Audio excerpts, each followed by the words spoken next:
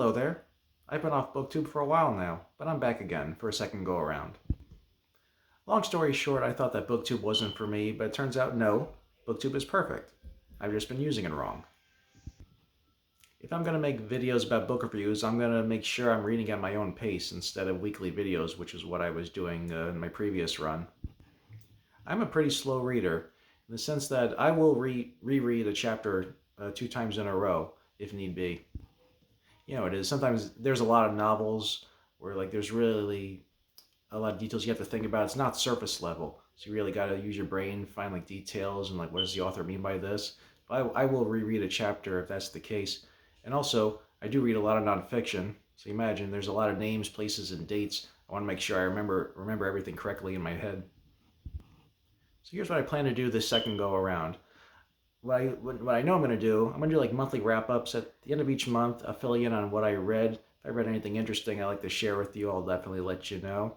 And in the meantime, if I have any other videos or anything else worth mentioning that I think you would find interesting, I'll be sure and post those videos along the way too. And just to prove to you how serious I am this time, I bought tabs. I know, we're getting serious now. I also redid my desk here with some fun little knickknacks. I'll show you what I got real quick. Alright, here's my desk, folks. It's my tablet where I watch your videos, like and comment. And over here, I'll show you what I'm currently reading right now. The Soul of Baseball, a road trip through Buck O'Neill's America. Fascinating book. Buck O'Neill, he was a player and manager in the days of segregated baseball. You read this book, the author, Joe Posnanski, he goes across America with Buck. You really learn about the man. What a delightful man too. You think the guy had so much going against him, he has just such a great spirit and a love of the game. Really worthwhile read. I told you the tabs again. So I'm going along pretty well. It's a fast read. Really love reading this one. And over here I got my amigos here, Indiana Jones, and Carl Winslow. Whoever in their lifetime thought that Carl Winslow would get an action figure. Of course, some mainstays on my desk I love to look at. Got Meditations by Marcus Aurelius. It's really a must-read for anybody. And my first book review, Alex Trebek, The Answer Is. And below that, Dave Grohl, the recent memoir that came out a few years ago. It's actually a Barnes & Noble's edition. I'll show you in a second. Here we go. If you want to read this book, look for this one. It has extra chapters in there. And the top shelf here. Over here, my little Yankee corner over here. Big baseball family over here. That's a picture of my mother back in the 70s. She just become a school teacher in the New York Board of Ed. It's an old photo. Look at the clock back there. That's my Yankee clock. Actually belonged to my grandfather. And both my parents passed, the family, they go through the house, take all the family mementos.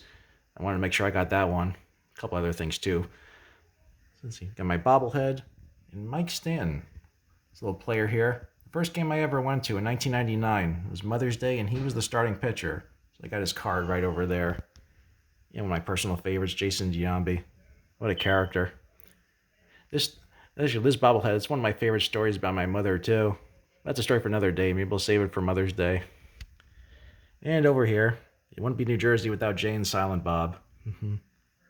Fixtures, I know about 100 guys each like those. And of course up top there we got Jimi Hendrix. They're rocking away. And of course we move along right over here. My favorite show's The Office. There we go. Michael Scott, The Check Made Out to Science. That just made me laugh the moment I saw it. And of course, my favorite character, Stanley. If you're fans of the show, you know that's not just any Stanley, that's Florida Stanley, because he knows how to vacation, and none of us can keep up with him. Here is he looks like a character out of Miami Vice. I think about this mug too. If you're a fan of the show, you know what that is. That's Pam's watercolor of the office building. I think about that mug. Of all the places, I found it at Spencer's Gifts. It was literally hanging on a wall between mugs with pictures of Jack Skellington and mugs shaped like tits and male genitals. In the middle of all that was this. You never know what you're going to find in there. And of course, a little 90s nostalgia, the Ghostface lava lamp. Looks like bubbling blood when it's turned on. Anyway, folks, I got some reading to do. I will catch up with you later. Hope you all enjoy a wonderful spring, and I'll talk to you next time.